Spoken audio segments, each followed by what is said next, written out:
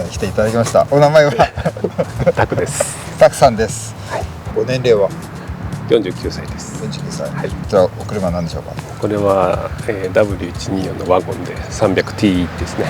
何年式なんですか。これは1990年式です。90年式。はい。購入されて何年ぐらいですか。これで、11年目になるか。11年目。はい。ちょうど30代後半で購入されて。そうですそうです。はい。色なんて色なんですか。これはエゲートグリーンっていう色で、はい、最初にオーダーした人が結構変わった人というかまあそうですよね。そうですね。多分だからこれ注文でしか入ってこない色なので、半年ぐらい待ったってことでしょ。だと思います。在庫じゃないでしょ。じゃないです。はい。お仕事は。私はフォトグラファーをやってます。どんな感じのお写真撮られてるんですか。そうですね。外資系のブランドさんとよくご一緒してますね。まあファッションだったり、あとジュエリーとか。なるほど。そういったもの。あとはそれに付随するそのタレントさんを撮ったりとか。なるほど。そういう感じです。歴はどれぐらいですか。今15年目ですか。中途何歳からですか。33、4とか。珍しいですよね。そうですね。大学卒業してからまず一般企業に勤めてから、その後上京して、こんななりなんでちょっとモデルやろうっていう。その中でもちろん撮られたりする仕事じゃないですか。はいはい、そっち側に興味が湧くというか、カメラマンさんと交流を持って、で撮り始めたって感じですかね。タクさん、ちなみに愛車遍歴はどんな感じですか。愛車遍歴、大学時代から、プリメーラの初代乗ってまして、姉もプリメーラになぜか乗ってたんですけど、姉が乗り換えるっていうんで、その 2.0 の方を譲ってもらって、それをしばらく乗ってましたね。はい、じゃあ2台乗り継いだんですか。そうですね。プリメーラを。はい。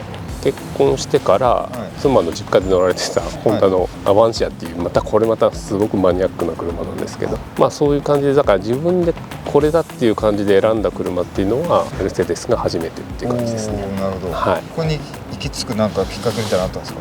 仕事でやっぱりいろいろ機材を運んだりとか、必要になってきますんで、あともう一つは自分がそうですね、90年代に中学生とか憧れてたの世代の車がいいなと思ってまして、なるほど。なんかある日見てたらポーンとこの色が入ってきて、なんだこれってなって、とりあえず妻に写メで送って、どうこれって言ったら、いいんじゃないって言ってくれたんで、じゃあこれにしますって言って決めました。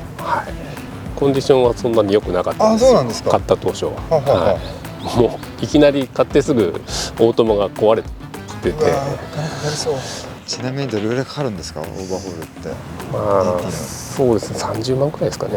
この車おいくらだったんですか。この車は安かったです。当時は85万とか100切ってました。それは買う、そんな時代もあったんですね。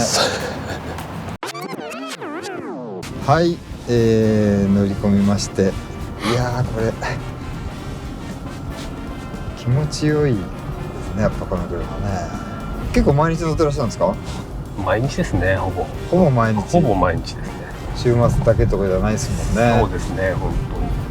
車も結構ね古いですけど、他にもなんかそういう古いものがお好きだったりとかってあるんですか。機械式のものが結構好きで、やっぱりその電子部品が入ってないオーバーホールするとまた復活するというか、道具としてちゃんとまた機能するっていうところにすごく魅力を感じていて、今日も、ライカの、M5 ですかね。M5 を持ってらっしゃいますけど、ドイツ製品は好きなんですか。ちょっと好きかもしれないですね。やっぱり作る時のその設計思想とか考え方がやっぱりよく練られていて、なるほど。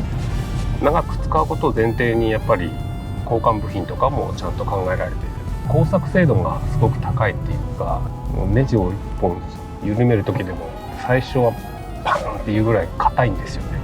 ライカとかもそうらしいんですけど、だけどあとは簡単に緩むっていうか。なるほど。今日持ってきてくださってるライカで写真、お仕事ではねあれ多分使わないと思うんですけど。そうですね。どんな写真撮るんですか。あれは写真が好きで始めた頃のなんか気持ちに戻ると言いますか、別に特に自分がいいなって思った時に撮るっていうことですね。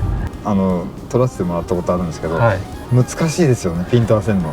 あれはちょっと慣れるまで、最初にレンジファインダーって言われるライカの形を撮った時に自分がなんでこんな下手くそなのかってショック受けました。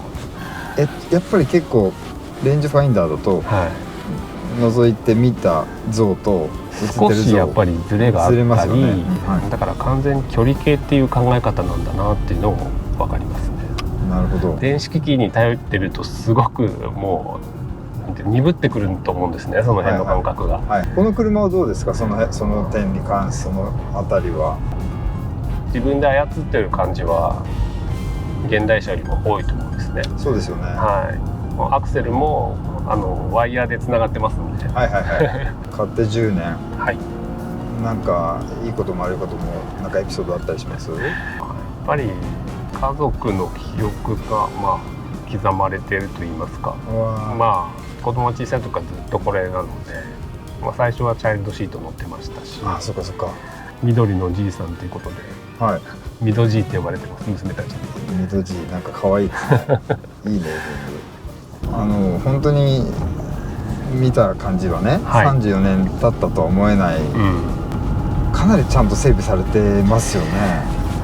そうですね、先手を打つっていうか、まだ大丈夫だけどこの先例えばパーツ供給が不安であるとか、そういったものに関しては早めに手を打ってますね。病気になってから病院行くんじゃなくて、そんな感じです。常に、軽い運動をして、食事にも気をつけてじゃないですけど。そうですね。素晴らしい。ご自身もそうなさってますか？できる限り。素晴らしいですね。僕らの世代はね、ちゃんとしとかないと。そうですね。そろそろ。そうなんですよ。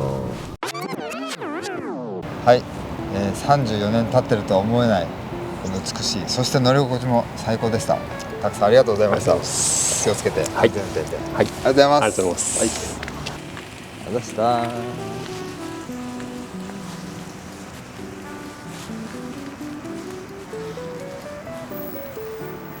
派手さはないけど素晴らしい。開いちゃった。